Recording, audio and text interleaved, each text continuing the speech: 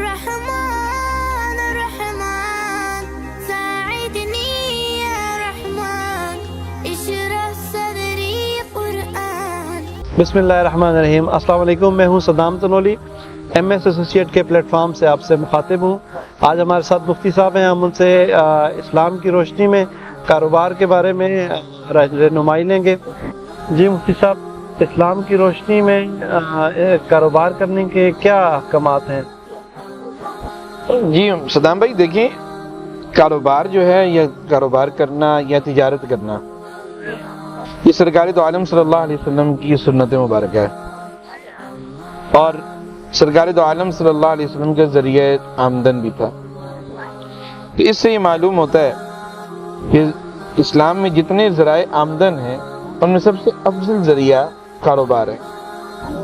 پھر جب ہم کاروبار سے متعلق اسلام کی تعلیمات کو دیکھتے ہیں، قرآن و سنت کا جب ہم مطالعہ کرتے ہیں، تو اس سے بھی یہ بات سمجھ میں آتی ہے کہ کاروبار کو، تجارت کو پسند کیا گیا، اور اس چیز کا اہتمام کرنے کی جسے کہتے ہیں کہ ترغیب آئی ہے کہ مسلمانوں میں کاروباری حلقہ وسیع ہونا چاہیے، اور مسلمان اس کو بطور پیشہ زیادہ سے زیادہ اپنائیں. حضرات صحابہ کرام رضی اللہ عنہم کی ایک بہت بڑی تعداد جو تھی وہ تجارت سے منسلک تھی. حضرت عمر فاروق رضی اللہ تعالیٰ عنہ ایک دفعہ اپنے جب بازار میں گئے، دور حکومت میں بازار کا معائنہ کر رہے تھے، تو وہاں حضرات صحابہ کرام رضی اللہ عنہ کی تعداد کو کم پایا کہ جو بزنس میں کم تھے.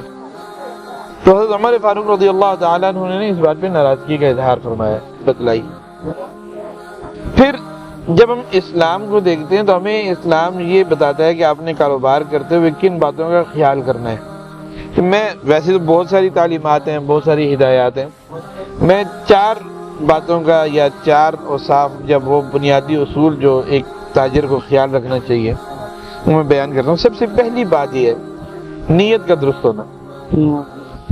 یہ جو ہم کاروبار کرتے ہیں نا، جی سب سے پہلے یہ ضروری ہے کہ ہم یہ نیت کریں کہ یہ کاروبار جو ہے یہ میں حلال کما رہا ہوں، اور حلال کمانے کا جو حکم اللہ جل جلالہ نے رسول اللہ علیہ السلام کے ذریعے مجھے عطا کیا ہے، میں اس کو پورا کر رہا ہوں.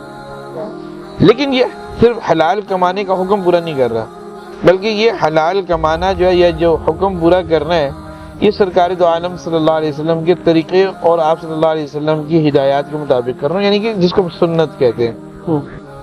تیسری نیت ہماری یہ ہونی چاہیے کہ بھئی میں یہ کاروبار اس لیے کر رہا ہوں کہ میں اپنے گھر والوں یا جو میرے زیر کفالت افراد ہیں ان کی ضرورتوں کو پورا کروں اور اپنی ذمہ داری کو پورا کروں. تو میں کاروبار اس لیے کر رہا ہوں.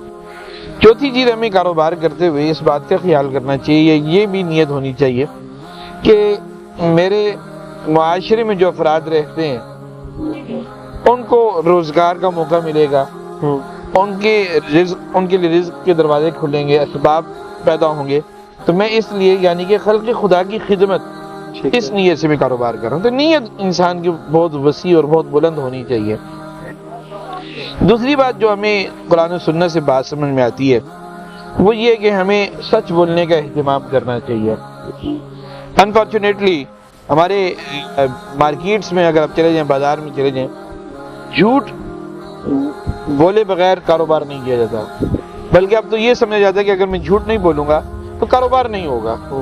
میں کسٹمر کے ساتھ، میں پارٹنر کے ساتھ، میں کمپیٹیٹر کے ساتھ، میں لوگوں کے ساتھ، جب تک عام مخلوق کے ساتھ جب تک جھوٹ نہیں بولوں گا کاروبار نہیں ہوگا.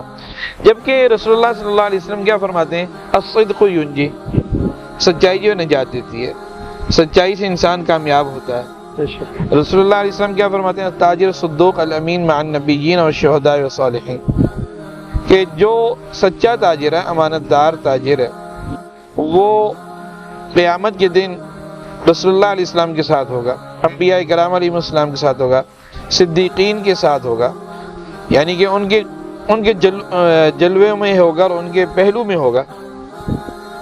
تو سچائی کا اہتمام کرنے کی بہت زیادہ ضرورت ہے. تیسری چیز ہمیں جو اہتمام کرنا چاہیے اور وہ یہ ہے، دنیا کے بازار میں بیٹھ کر کے آخرت کے بازار سے ہمیں غافل نہیں ہونا چاہیے. اس کا مطلب یہ ہے کہ ٹھیک ہے ہم بازار میں بیٹھے ہیں، کاروبار کمانے کے لیے بیٹھے ہیں، لیکن اگر نماز کا وقت ہو جائے تو ہمیں نماز کے لیے مسجد جانا چاہیے. ہماری یومیہ تلاوت کی مقدار وہ ختم نہیں ہونی چاہیے. ہماری اگر ہم کاروبار کر رہے ہیں تو ہماری زبان پر ذکر خدا بھی ہونا چاہیے. رسول اللہ علیہ السلام کے پر درود پاک کا اہتمام بھی ہونا چاہیے. مطلب جو نیک اعمال ہیں چاہے وہ فرائض کے درجے میں رکھتے ہوں یا نوافل کے درجے میں رہتے ہوں ان سے بھی غافل نہیں ہونا چاہیے. تو دنیا کے کاروبار میں رہتے ہوئے آخرت کے کاروبار سے یا دنیا کے بازار میں رہتے ہوئے آخرت کے بازار سے غافل نہیں ہونا، بلکہ دنیا کے بازار میں اس طرح کام کرنا ہے کہ ہمیں آخرت کے بازار میں کامیابی مل جائے. ایک تاجر تو تجارت اسی لیے کرتا ہے نا کہ مجھے پروفٹ ہو، میکسیمم پروفٹ ہو. تو وہ میکسیمم پروفٹ ایک مسلمان نے صرف دنیا میں زندگی تو نہیں گزارنی، آخرت میں بھی تو زندگی گزارنی ہے. اور چوتھی چیز جو ہمیں خیال رکھنا چاہیے، بنیادی بات جو ہے وہ یہ ہے توکل. اللہ جل جلالہ پہ ہمارا بھروسہ ہونا چاہیے. ہم کاروبار کرتے ہیں، ہمارا چیزوں پر یا اسباب پر بھروسہ نہیں ہونا چاہیے. ہم اسباب ضرور اختیار کریں. ہم صبح وقت پر آفس آئیں، ہم شام کو وقت پہ اپنے آفس کو بند کلوز کریں. ہم جو لوگ آتے ہیں ان سے اچھے طریقے سے مسکرا کر کے ملیں، کسٹمر کی اچھے طریقے سے رہنمائی کریں. یعنی کہ جو پروٹوکولز ہیں آفس کھولنے کے یا شاپ کھولنے کے وہ پورے کرنے چاہیے. اور رزق اللہ سے مانگنا چاہیے. اور توکل کے ساتھ ساتھ نا جب ہمارے اندر اللہ جل جلالہ پہ توکل آئے گا تو ہمیں اپنے اندر سے حرص ختم ہو جائے گی. ہمارے حرص لالچ کو کہا جاتا ہے. اب یہ لالچ جو ہے نا، یہ جسے کہتے ہیں ہماری اردو کی کتابوں میں لکھا ہوتا ہے کہ لالچ بری بلا ہے، تو یہ حقیقتاً بری بلا ہے. یہ انسان کو تباہ کر کے رکھ دیتی ہے، انسان کے کیریئر کو ختم کر کے رکھ دیتی ہے، انسان کا کردار ختم ہو کر کے رہ جاتا ہے، اور انسان کی ایک ورث جو مارکیٹ میں بن رہی ہوتی ہے وہ بھی ختم ہو جاتی ہے. اور توکل جب انسان اللہ جل جلالہ پہ کرتا ہے نا تو رسول اللہ علیہ السلام کے ایک فرمان ہے، اس کا مفہوم ہے اگر تم اللہ پر اس طرح توکل کرو جس طرح پرندے کرتے ہیں. پرندوں کو توکل کیا ہے کہ وہ صبح خالی پیٹ گھر سے نکلتے ہیں اور شام کو جب گھر واپس آتے ہیں تو ان کے پیٹ بھرے ہوئے ہوتے ہیں. تو وہ اللہ کے توکل پر ہی تو چل رہے ہیں. جب جو اللہ ان پرندوں کو رزق دے سکتا ہے تو وہ اس بات پہ بھی قادر ہے کہ جو مسلمان جو انسان اس کے اوپر بھروسہ کر کے کاروبار کرے گا تو اس کو بھی رزق عطا فرمائے گا. تو حرص ختم ہو جائے گی، لالچ نہیں ہوگی. لالچ سے یہ ہوتا ہے کہ انسان کہتا ہے یار میں اور کماؤں، میں صبح 9 بجے دفتر کھولتا ہوں یا شاپ کھولتا ہوں، وہ 8 بجے آئے گا تاکہ میرے پاس پیسے اور زیادہ آئیں. کام کی نوعیت کے اعتبار سے آپ دفتر جلدی کھول لیں یا زیادہ دیر کھول لیں یا اپنی ٹائمنگ کو چینج کر لیتے ہیں، وہ ایک الگ معاملہ ہے. لیکن اس لالچ میں کہ میرے پاس زیادہ سے زیادہ پیسہ آ جائے، یہ مناسب طرز عمل نہیں ہے. مجھے ایک واقعہ یاد آ رہا ہے، ایک صاحب نے صبح ان کا معمول تھا، صبح جو ہے وہ دکان کھولتے اور عصر کے وقت دکان بند کر دیتے. تو کسی نے کہا کہ بھائی ابھی تو مارکیٹ اوپن ہے، آپ نے دکان بند کر دی. تو کہنے لگے کہ بھائی بات یہ کہ مجھے میرا رزق مل گیا.